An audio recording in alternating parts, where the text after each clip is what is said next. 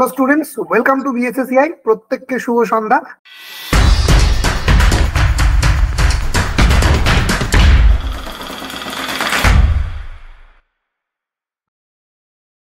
Topper স্টকের আরো একটি পর্বে আজকে আমরা চলে এসেছি পাপিয়া দাসকে নিয়ে। এবছর ডাব্লিউবি সেটের সফল ছাত্রী, সুদূর পুরুলিয়া, যেখানে নামটা শুনলেই আমাদের মনে হয় বোধহয় কিছু নেই, কিন্তু সেই সুদূর পুরুলিয়াতে বসেও আজকে সেট পরীক্ষায় নিজের সাফল্যটাকে ছিনিয়ে নিয়েছে পাপিয়া। কেমন লাগছে পাপিয়া? আমার তো খুব ভালো লাগছে, মানে এতটাই ভালো লাগছে যে বলার মতো কিছু নেই। এতদিনের মানে অসফলতার পর মানে দিয়েছি, দুবার সেট দিয়েছি, দুবার নেট দিয়েছি, হয়নি। তারপর হলো অনেক দিনের অসফলতার পর সফলতা পেয়েছি, এটার জন্য খুব আনন্দ লাগছে, খুব ভালো লাগছে। পাপিয়ার সঙ্গে কথা বলে যেটা আমরা জানি বা আমরা ফিল করেছি আগে, সেটা হচ্ছে সবাই ভেবেছিল পাপিয়া কোনোদিনই নেট বা সেটের মতো পরীক্ষায় সফল হতে পারবে না। তাদের মুখে ঝামা ঘষে দিয়ে আজ পাপিয়া সফল। এই সফল পাপিয়া যখন তাদেরকে জানাতে গেল, কোথাও গিয়ে যেন তাদের মুখগুলো ছোট হয়ে গেল। পাপিয়া, কেমন লাগছিল তখন? তখন একটু খারাপ লাগছিল যে তাহলে কি আমি মানে যোগ্য নই, তাহলে কি ওই জন্যই আমাকে কথাগুলো শুনতে হচ্ছে। খারাপ লেগেছিল, আমি তো মানে পুরোপুরি এসে পরে মনটা খারাপ হয়ে গেছিল, চোখ থেকে জলও পড়েছিল আমার। একেবারে। তো ডিমোটিভেট করার, পিছিয়ে দেওয়ার মানুষ প্রচুর আছে, কিন্তু এগিয়ে নিয়ে যাওয়ার জন্য তোমার একটা প্রতিজ্ঞা, একটা সঠিক সিদ্ধান্তই কিন্তু যথেষ্ট। এবং পাপিয়া পুরুলিয়াতে বসে কিন্তু ইউটিউবকে হাতিয়ার করে বিএসএসিআই এর সঙ্গে যোগাযোগ, 1 বছর বিএসএসিআই এর অনলাইন কোর্স করা, এবং সেই কোর্স থেকে আজকে সে সফল।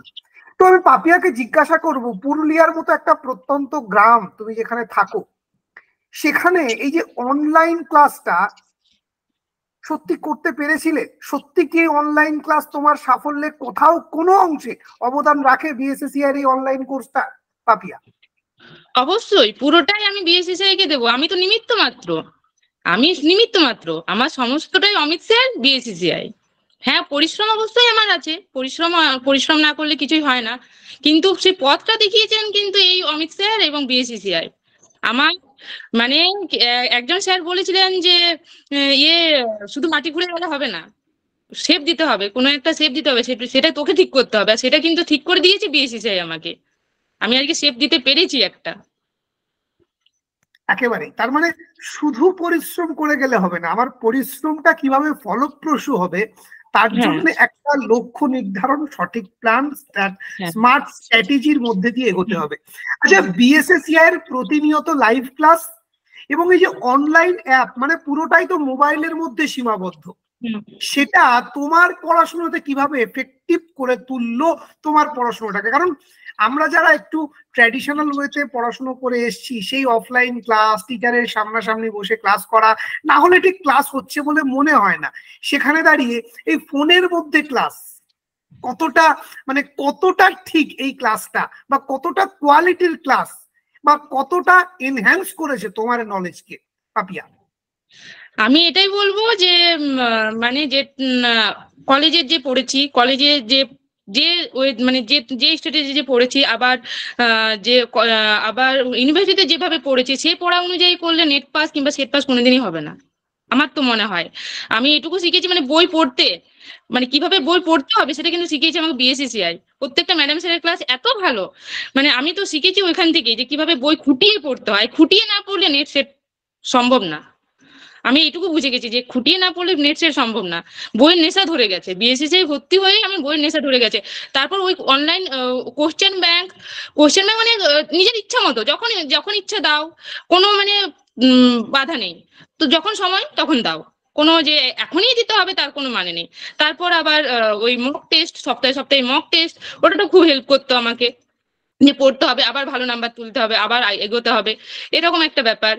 আর ম্যাডাম স্যারদের তারপর আছে স্টাডি মেটেরিয়ালস থেকে শুরু করে পিওয়াই, মানে আমাদের তো কিছু করতেই হয়নি, যা মানে সবকিছু বিএসএসসি আমাদের সামনে এনে দিয়েছে।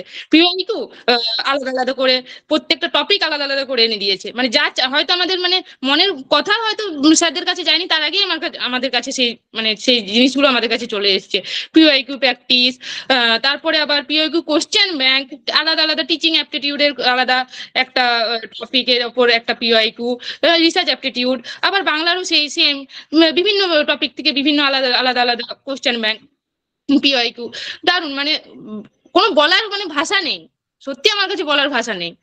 যদি বিএসসিসিআই না থাকতো আজকে এই সফলতা আমার কাছে আসতো না। আর সত্যি কথা বলতে আমি মানে মন থেকে বলছি, আমি যে পরিবার থেকে মানে এসেছি, উঠে এসেছি, সেখান থেকে বলবো মানে আমাদের ফার্স্ট মানে লার্নার বলতে পারেন যে আমি ফার্স্ট এতটা মানে গেছি, পড়াশোনায় এগিয়েছি আমি। আমার মার অক্ষর জ্ঞানও নেই, এটা বলতে আমার কোনো দ্বিধা নেই। মায়ের আমার অক্ষর জ্ঞানও নেই, বাবা মাধ্যমিক পাস, কিন্তু মায়ের অক্ষর জ্ঞান নেই। আমি মামা বাড়িতে মানুষ, মামা বাড়ি মামা অনেক হেল্প করেছে। মামা মামি না থাকলে কিছুই হতো না হয়তো। আমি ক্লাসটা যে করি সেটা মামার মোবাইলে, আমার মোবাইল ঠিক নেই, আমি মামার মোবাইলে ক্লাস করি। মামার মোবাইলটা পর্যন্ত দিয়ে দিয়েছে যে তুই কর, তোর যেটাতে ভালো হবে সেটাতে কর। মানে কোনো বাড়ি থেকেও কোনো বাধা নেই, মানে বাড়ির না মানে সাহায্য পেলে, বাড়ির না সাপোর্ট পেলে আমি এতটা এগোতে পারতাম না। হ্যাঁ, বাড়ির সমাজে তো নানা রকম কথা আছেই, এতদূর পড়ে কি হবে। এখন শুনতে হচ্ছে যে মানে কোথাও যেন পাস করেছি না, রিকোয়ারমেন্ট নেই, মানে এরকম শুনতে হচ্ছে। হ্যাঁ, সেট পাস করলি তো, কিন্তু রিকোয়ারমেন্ট নেই। তারপর আবার জেআরএফ এর মোদী সরকার তো সব মানে বন্ধ করে দিচ্ছে। তখন আমি বললাম যে না, বন্ধ তো করে দেয়নি, জেআরএফ এর টাকা তো বাড়িয়ে দিল 2023 থেকে। আমি বললাম মানে কোথাও যেন একটা না শুনতে চাইছে, মানে কোথাও যেন একটা না, না হোক মানে মানে। সমাজের সর্বদিক থেকে আমাদেরকে কোথাও যেন দমিয়ে রাখতে চাইছে, হ্যাঁ হ্যাঁ হ্যাঁ, দমিয়ে সবটাই রাখতে চাইছে। নেগেটিভ। হ্যাঁ হ্যাঁ হ্যাঁ, দমিয়ে রাখতে আচ্ছা, চাইছে। এত নেগেটিভিটির মধ্যে থেকেও পজিটিভ এই যে এনার্জি কোথা থেকে পাচ্ছো, রহস্যটা কি? আমি কোথা থেকে পাচ্ছি, প্রথমত তো আপনার ভিডিও, আপনার কথা, ওটা তো আছে। তারপরে এই মানে মা, দিদা, বিশেষ করে আমার দিদা, আমার জীবনের যদি মানে অর্ধেকটা জুড়ে আছে আমার দিদা। সেই দিদার মুখ চেয়ে আমি এগিয়েছি যে না, করতে হবে, করতে হবে, দিদার কষ্ট দূর করতে হবে। আমার দিদা সারা জীবন শুধু কষ্টই করেছে, আজও কষ্ট করে যাচ্ছে, আমার বলতে দ্বিধা নেই আজকে। আমার দিদা মানে মুড়ি ভেজে পর্যন্ত বিক্রিও করেছে আমার জন্য, শুধুমাত্র যাতে আমার পড়াশোনায় একটু হলেও দিদা হেল্প করতে পারে। আজকে আমি একদম। দিদাকে বললাম যে দিদা, আজকে আর তোমাকে মুড়ি ভাজারও দরকার মানে ভেজে আর বিক্রি করারও দরকার নেই, আমারও হয়ে গেল, বোনেরও হয়ে গেল, আমি আজ না হোক কাল হবে আবার, হবেই, একটা তো হলো, বাকিগুলো হবে, আমি এটুকু কথা দিতে পারি। আর বোনের তো হয়েই গেল, আর তোমাকে যেতে হবে না। দিদাকে আচ্ছা বন্ধ করে পাপিয়া, দিয়েছি। তুমি দুবার নেট দুবার সেট দিয়েছো, কিন্তু বিএসএসসি এর হাত ধরে প্রথমবার সেট দেওয়া এবং হ্যাঁ, প্রথমবারই সাফল্য। ভর্তির সময় এই আশা করেছিলে যে প্রথমবারই এরকম সাফল্য পেয়ে যাবে, কোর্স শেষ হতে না হতেই? না না না না, ভাবিনি, আমি ভাবিনি, আমি বাড়িতেও বললাম যে আমি ভাবিনি যে এত তাড়াতাড়ি হয়ে যাবে। তারপরে আচ্ছা, জেনারেল এই করলাম, যে জেনারেল, এই যে তুমি তারপরে সেটটা পেলে, সেট পাওয়ার পর তোমার অনুভূতিটা কেমন ছিল? অনুভূতিটা রাত্রেবেলা আমি ঘুমোতে পারিনি, সেদিন ঘুমোইনি, মানে এতদিন ঘুমোইনি টেনশনে, আর সেদিন ঘুমোইনি খুশিতে। বেশ, সেটা তোমার মুখ, তোমার হাসি দেখেই বোঝা যাচ্ছে।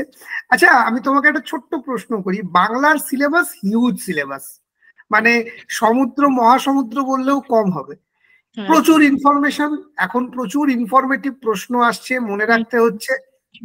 কিভাবে এই সমস্ত ইনফরমেশন, কি টিপ অ্যান্ড ট্রিক্স ফলো করেছো যাতে মানে এই লক্ষ্য ভেদটা হয়েছে, যদি একটু জানো। টিপস এন্ড ট্রিক্স বলতে একমাত্র খুঁটিয়ে বই পড়া, তার থেকে বিকল্প, দ্বিতীয় বিকল্প আর নেই। আমি কারণ আগে একা একা খেটেছি, শুধুমাত্র মনে হয়েছিল শুধু কোশ্চেন লিখলেই, কোশ্চেন মুখস্থ করলেই হয়তো হয়ে যাবে, হবে না, হবে না, এটুকু আমি বুঝতে পেরেছি। মৌসুমী দিরও ইন্টারভিউ আমি দেখেছি, মৌসুমী দি বলেছিল যে বই খুঁটিয়ে পড়া ছাড়া আর তার বিকল্প আর কিচ্ছু নেই, আমি সেটাই ফলো করেছি। আর তারপরে স্টাডি ম্যাট তো আছেই, বিএসসি স্টাডি ম্যাট তো আছেই পরীক্ষার আগে হেল্প করার জন্য। আচ্ছা, স্টাডি ম্যাট তোমার এই সাফল্যে কতটা গুরুত্ব রাখে? মানে 50% হয়তো আমার পুরোপুরি বই, আর 50% স্টাডি ম্যাট, মানে বেশ, পরীক্ষার আগে তো পুরোপুরি 1 মাস স্টাডি ম্যাট। মানে লাস্ট 1 মাস শুধু স্টাডি ম্যাট? আর কিচ্ছু নয়? না।